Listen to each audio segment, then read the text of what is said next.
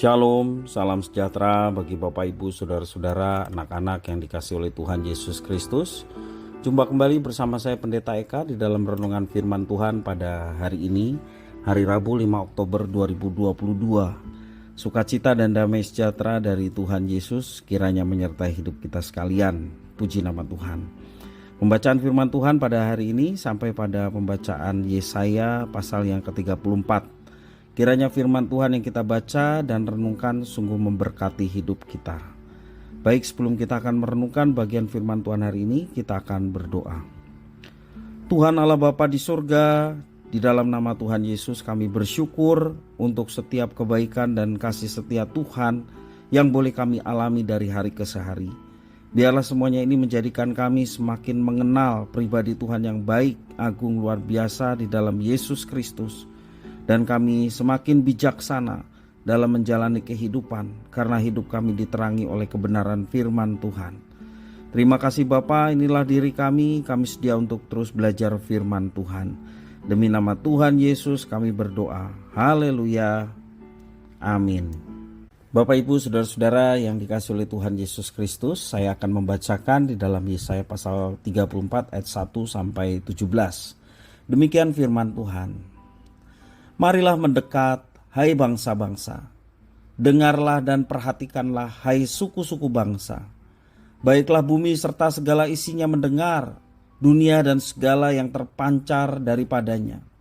Sebab Tuhan murka atas segala bangsa dan hatinya panas atas segala tentara mereka. Ia telah mengkhususkan mereka untuk ditumpas dan menyerahkan mereka untuk dibantai.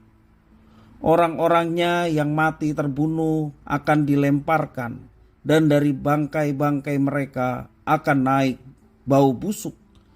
Gunung-gunung akan kebanjiran darah mereka. Segenap tentara langit akan hancur, dan langit akan digulung seperti gulungan kitab. Segala tentara mereka akan gugur seperti daun yang gugur dari pohon anggur, dan seperti gugurnya daun pohon ara. Sebab pedangku yang di langit sudah mengamuk. Lihat, ia turun menghakimi Edom, bangsa yang kukhususkan untuk ditumpas. Tuhan mempunyai sebilah pedang yang berlumuran darah dan yang penuh lemak, yaitu darah anak-anak domba dan kambing-kambing jantan dan lemak buah pinggang domba-domba jantan. Sebab Tuhan mengadakan penyembelihan korban di Bozra dan pembantaian besar di tanah Edom. Banteng-banteng akan rebah mati bersama-sama domba dan kambing itu, dan lembu-lembu jantan yang muda bersama-sama lembu-lembu jantan yang gagah. Seluruh negeri diresapi oleh darah, dan tanah mereka penuh dengan lemak. Sebab Tuhan mendatangkan hari pembalasan dan tahun pengganjaran karena perkara Sion. Ayat 9. Sungai-sungai Edom akan berubah menjadi ter, dan tanahnya menjadi belerang. Negerinya akan menjadi ter yang menyala-nyala. Siang dan malam negeri itu tidak akan padam-padam. Asapnya naik untuk selama-lamanya. Negeri itu akan menjadi reruntuhan turun-temurun. Tidak ada orang yang melintasinya untuk seterusnya. Burung undan dan landak akan mendudukinya. Burung hantu dan burung gagak akan tinggal di dalamnya. Tuhan menjadikannya campur baur dan kosong tepat menurut rencananya. Jin-jin akan diam di dalamnya, dan para pemukanya akan tidak ada lagi. Tidak ada lagi di sana yang dimaklumkan sebagai raja. Dari semua pimpinannya sudah lenyap. Duri-duri akan tumbuh di puri-purinya.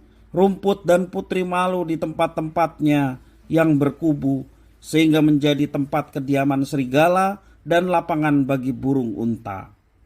Di sana berpapasan binatang gurun dengan anjing hutan, dan jin bertemu dengan temannya.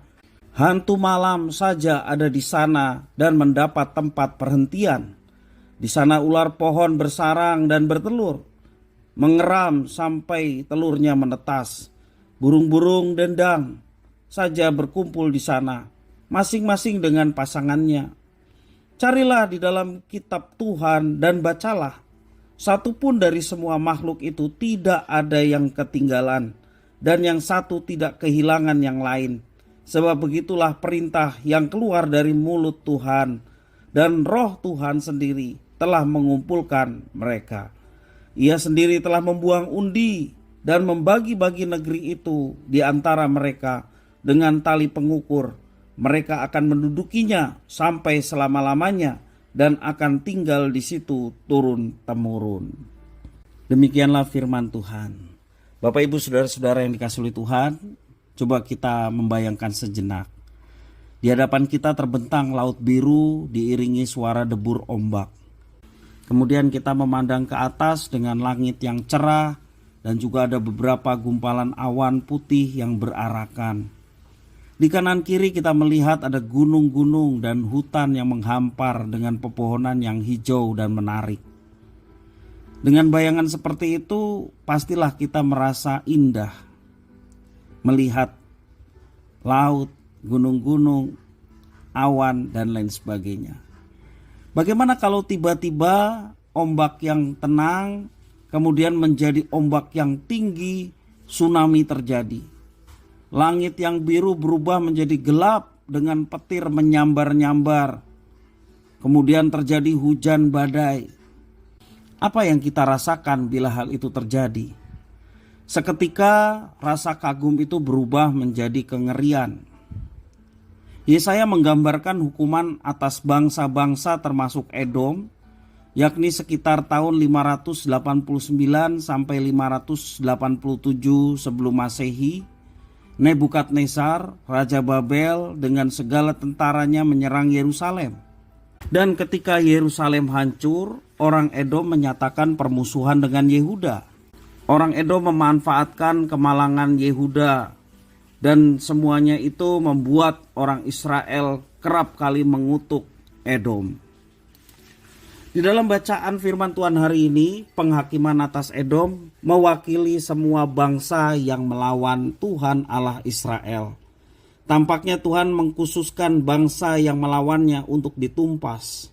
Dan Alkitab juga menulis akan ada hari penghakiman, ada hari penghancuran, seperti lautan api di Sodom. Gambaran mengenai penghukuman atas bangsa-bangsa ini memang sangat mengerikan. Pada waktu Tuhan menghajar manusia, tidak ada satupun yang akan luput. Sama seperti ketika Tuhan menurunkan air bah. Allah mengasihi dan menyelamatkan Nuh beserta seluruh keluarganya karena Nuh hidup benar dan mendengarkan suara Tuhan. Nuh menerima dan melakukan apa yang Tuhan perintahkan.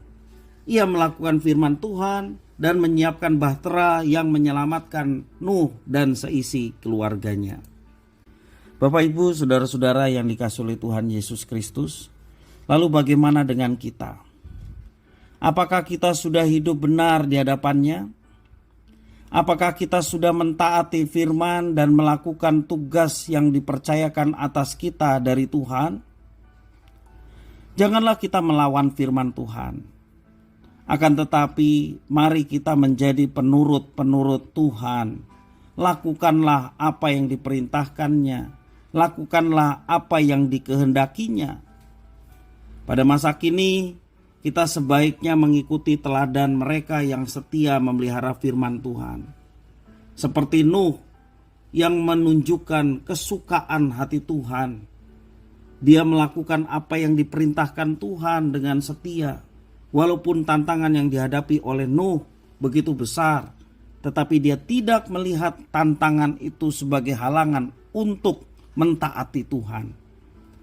Mari Bapak, Ibu, saudara-saudara, kesukaan bagi Tuhan adalah ketika Dia perintahkan, kita laksanakan. Kesukaan bagi Tuhan adalah ketika kita menjadi penurut-penurut firman-Nya. Melakukan apa yang diperintahkan oleh Tuhan bukan dengan terpaksa, bukan sekedar kewajiban, tetapi karena rasa cinta kita kepada Tuhan yang lebih dulu menyatakan cintanya kepada kita. sehingga kita mau melaksanakan itu semuanya. Selain daripada Dia adalah Tuhan yang maha besar, Sang Pencipta, yang sesungguhnya layak dipuji, disembah, dan ditaati firman-Nya. Terlebih Dia Allah Sang Pencipta yang berkenan menebus kita orang-orang berdosa, mengangkat kita dari segala hukuman yang seharusnya kita terima, dan menggantikan sukacita keselamatan yang disediakan baginya. Tidak ada alasan untuk kita senantiasa hidup menuruti apa yang difirmankannya. Dan kita mau terus belajar menekan segala ego kita yang bertentangan dengan apa yang dikehendakinya. Maka ketika kita menjalankan semuanya itu, alamilah penyertaannya, alamilah berkat-berkatnya, dan semuanya itu mendatangkan kekuatan untuk kita lebih kuat lagi menghadapi tantangan di dalam kehidupan kita. Kiranya firman Tuhan memberkati kita sekalian. Mari kita berdoa. Tuhan Allah Bapa di surga, di dalam Yesus Kristus kami mengucap syukur atas firman Tuhan. Di balik setiap tantangan dan perjalanan kehidupan kami yang penuh dengan persoalan, tantangan, permasalahan, kami mau tetap belajar bersama dengan Tuhan. Kami mau tetap menyandarkan hidup kami hanya kepada Tuhan. Karena bersama dengan Tuhan kami mendapatkan kekuatan. Bahkan Tuhan berikan kreativitas kepada kami untuk menghadapi setiap tantangan dalam kemenangan bersama dengan Tuhan. Terima kasih ya Tuhan, mampukan kami untuk menjadi pelaku-pelaku firman dalam kehidupan kami. Terpujilah nama-Mu ya Bapa. Demi nama Tuhan Yesus kami sudah berdoa dan bersyukur. Haleluya. Amin.